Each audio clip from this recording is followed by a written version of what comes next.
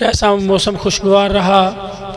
ہمارے مہمان خصوصی صدام حسین 3 دن پہلے مجھے کہہ رہے تھے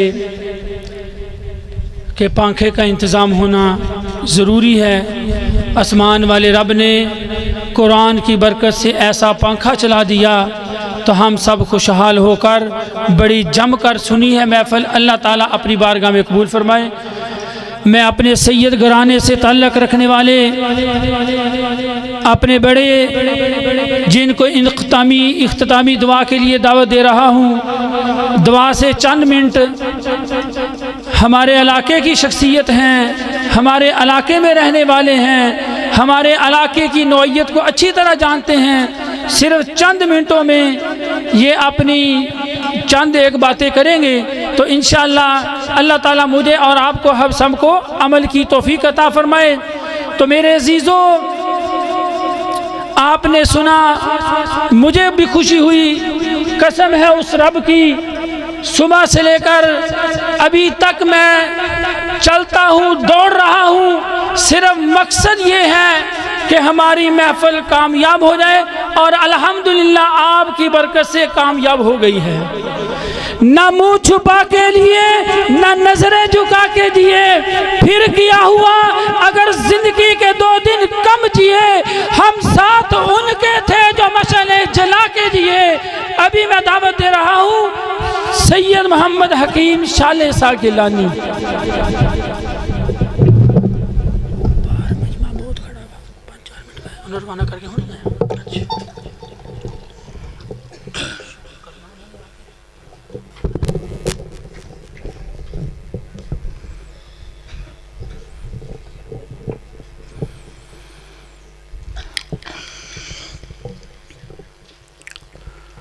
نحمده ونصلي على رسول الكريم اما بعد فاعوذ بالله من الشيطان الرجيم بسم الله الرحمن الرحيم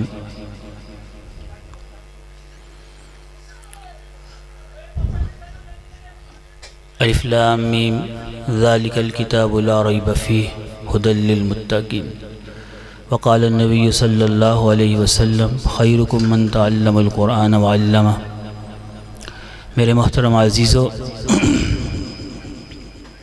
بڑا پرسوز اور پر اثر بیان آپ نے حضرت سے سنا۔ حضرت قاری مجاہد صاحب کے حکم پر 2-4 گزارشات آپ لوگ مجھ سے واقف ہیں، 79 جک والے۔ آپ سے 2 سر گزارشات یہ ہیں کہ آپ کے سامنے ہمارے قاری صاحب نے بڑی محنت سے اور بڑی لگن سے مدرسہ شروع کیا، اور دن رات کی محنت اس مدرسے کے پیچھے ہے۔ اس لیے خاص کر 79 چک کے لوگوں سے گزارش ہے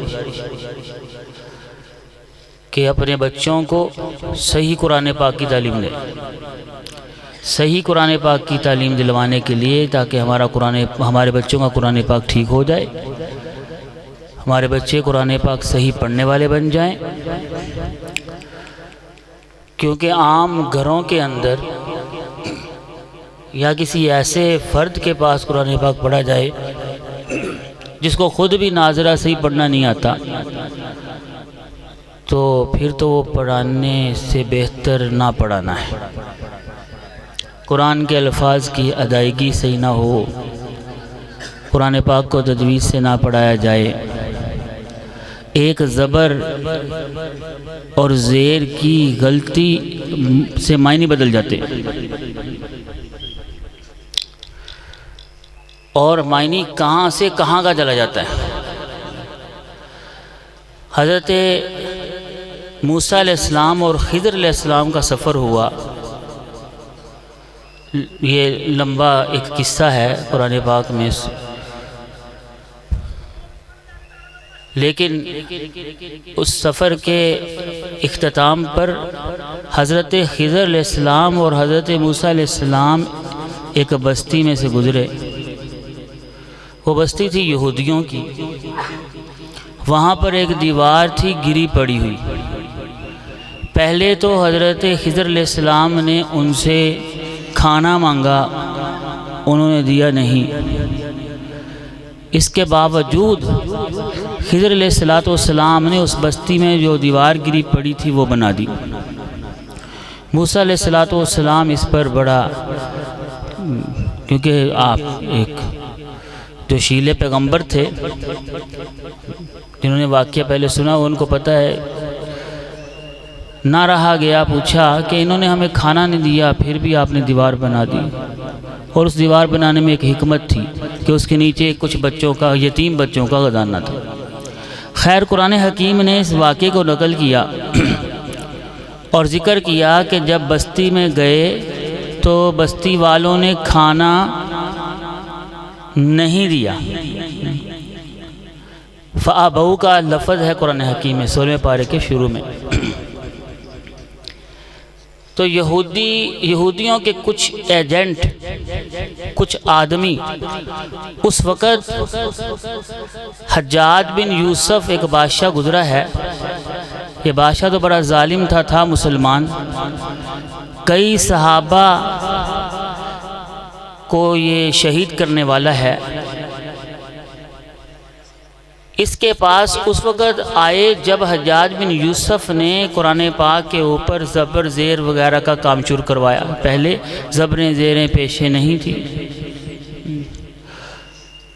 تو جب یہ کام شروع علماء سے کروایا تو اس وقت یہودیوں کے کچھ آدمی حجاج بن یوسف کے پاس آئے، آ کر عرض کرنے لگے کہ اے بادشاہ، ایک کام کر دو ہمارا، وہ یہ ہے کہ جو فَأَبَوْا ہے نا، اس کا نیچے والا نقطہ اٹھا کر اوپر لے آؤ اور ایک نقطہ اس کے ساتھ اور ملا دو، تو کیا بنے گا جی؟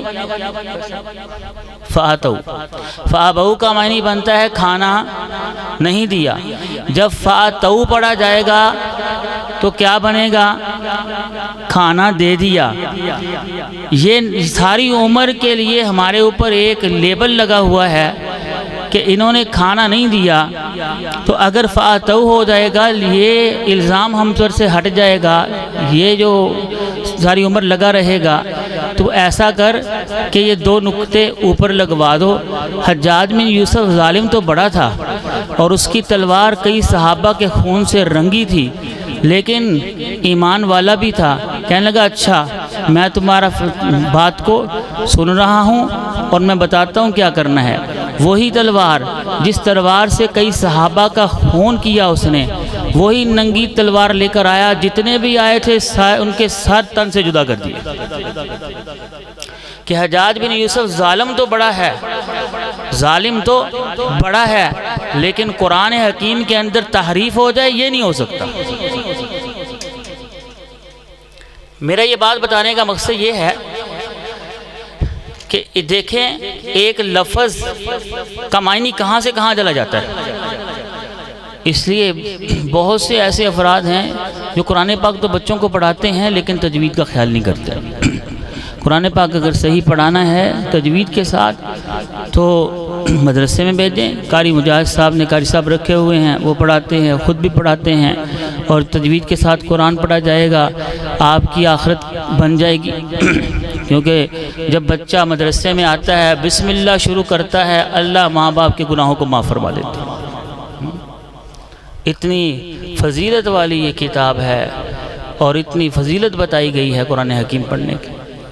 تو میری گزارش آپ سب اناسی والوں سے یہ ہے، اور یہ نہ ہو دل میں یہ بات نہ رکھیں یہ پتہ نہیں ان کا مسلک کیا ہے، یہ ہے فلاں ہے، نہیں، آپ نے قرآن پڑھنا ہے اور صحیح قرآن پڑھانا ہے۔ کوشش کریں گے نا انشاءاللہ تعالی۔ تو اب دعا کرتے ہیں انشاءاللہ، درود شریف پڑھیں۔ بسم اللہ الرحمن الرحیم، الحمدللہ رب العالمین والعاقبۃ للمتقین والصلاة والسلام علی سید الرسل وخاتم النبیین۔ اللہم صلی علی محمد وعلی آل محمد کما صلیت علی ابراہیم وعلی آل ابراہیم انک حمید مجید۔ اللہم بارک علی محمد وعلی آل محمد کما بارکت علی ابراہیم وعلی آل ابراہیم انک حمید مجید۔ سبحان اللہ وبحمدہ سبحان اللہ العظیم رضیت باللہ ربا وبالاسلام دینا وبمحمد نبیا ربنا آتنا فی الدنیا حسنہ وفی الآخرة حسنة وقنا عذاب النار استغفر اللہ الذی لا الہ الا هو الحی القیوم واتوب الیک یا اللہ یا رحمان یا رحیم اس محفل کو اپنی بارگاہ میں قبول فرما یا اللہ تیرے پیارے حبیب صلی اللہ تعالی علیہ وسلم پر نازل ہونے والی کتاب خاتم الکتب خاتم الانبیاء صلی اللہ علیہ وسلم پر نازل ہوئی، جس طرح آپ صلی اللہ علیہ وسلم کے بعد کوئی نبی نہیں قیامت تک، اسی طرح قرآن حکیم کے بعد کوئی کتاب نہیں نازل ہوگی۔ یا اللہ اس کتاب کے موضوع پر، قرآن حکیم کے موضوع پر یہ محفل منعقد کی گئی، یا اللہ اپنی بارگاہ میں قبول و منظور فرما۔ یا اللہ اس کی برکات نصیب فرما، جن بچوں نے قرآن پاک پڑھا یا اللہ ان کا پڑھنا قبول فرما۔ یا اللہ ان کے آباء و اجداد میں جو فوت ہو گئے، یا اللہ اس قرآن کو ان کی بخشش کا ذریعہ بنا۔ یا اللہ جو پڑھ رہے ہیں یا اللہ ان کو پایہ تکمیل تک پہنچا۔ میرے مالک قرآن حکیم پر عمل کی توفیق عطا فرما۔ یا اللہ باعمل بنا۔ یا اللہ اپنے نبی پاک صلی اللہ علیہ وسلم کی پیاری سنت اور قرآن حکیم کے احکامات پہ عمل کی توفیق عطا فرما۔ یا اللہ جتنے بھی حاضر ہیں ان کی حاضری کو قبول فرما، جتنے بھی علماء کرام بیٹھے ہیں ان کا آنا قبول فرما۔ حضرت نے جو بیان کیا یا اللہ برا پرسود اور پورا سر بیان تھا، اللہ اس کی برکات نصیب فرما، اپنی بارگاہ میں قبول فرما۔ ہمارے قاری مجاہد صاحب نے تعلیم القرآن حسنین کریمین کے نام سے مدرسہ شروع کیا، یا اللہ دن دگنی رات چگنی ترقی عطا فرما۔ یا اللہ اس مدرسے کو یا اللہ ایک ایسا مدرسہ بنا جسے عالم بن کے نکلیں، قاری بن کے نکلیں، حافظ بن کے نکلیں۔ یا اللہ ان کی اس کاوش کو قبول فرما، یا اللہ ان کو یا اللہ جزا عطا فرما، اپنی شان کے مطابق ان کو جزا عطا فرما۔ میرے مالک ہمیں مانگنا نہیں آتا، بن مانگے عطا فرما۔ جتنے بھی یہاں آئے ہیں یا اللہ ان کی جتنی بھی نیک خواہشات ہیں ان کو پورا فرما۔ یا اللہ جو کوئی دعا کے لیے کہنا چاہتا یا کسی نے کہا ہوگا، یا اللہ سب کی نیک حاجات کو پورا فرما۔ اگر کوئی بیمار ہے شفا عطا فرما۔ یا اللہ جو بے اولاد ہیں نیک صحت مند خوبصورت اولاد عطا فرما۔ یا اللہ روزگار کی وجہ سے پریشان ہیں، حلال کی روزی عطا فرما، رزق حلال عطا فرما، اس میں برکتیں عطا فرما۔ یا اللہ جن لوگوں نے اس محفل کے انعقاد میں تعاون کیا، جس شکل میں بھی مالی جانی اور وقت نکالا، یا اللہ ان کے اس تعاون کو اپنی بارگاہ میں قبول فرما کے یا اللہ ان کے لیے غیب سے مدد فرما۔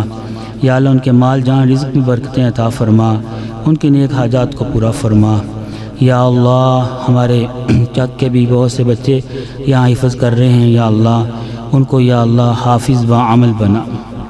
یا اللہ یا رحمان یا رحیم آج یا اللہ بیت اللہ کا حاجیوں نے یا اللہ میدان عرفات میں جمع ہو کر یا اللہ کیا، اور تیرے حکم کو مانتے ہوئے ارکان حج ادا کر رہے ہیں، یا اللہ سب کے حج کو قبول فرما۔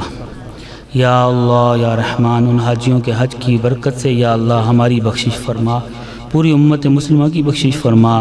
اللہ فلسطین والوں کو آزادی عطا فرما، مسجد اقصیٰ کو آزادی عطا فرما، فلسطین کے مظلوموں کو ظالموں سے نجات عطا فرما۔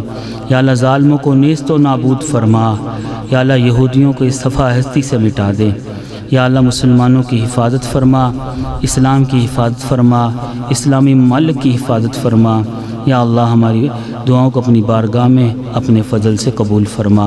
ربنا تقبل منا انك انت السميع العليم وتب علينا انك انت التواب الرحيم صلی اللہ تعالی علی خیر خلقہ محمد وعلى آلہ واصحابہ واہل بیتہ اجمعین۔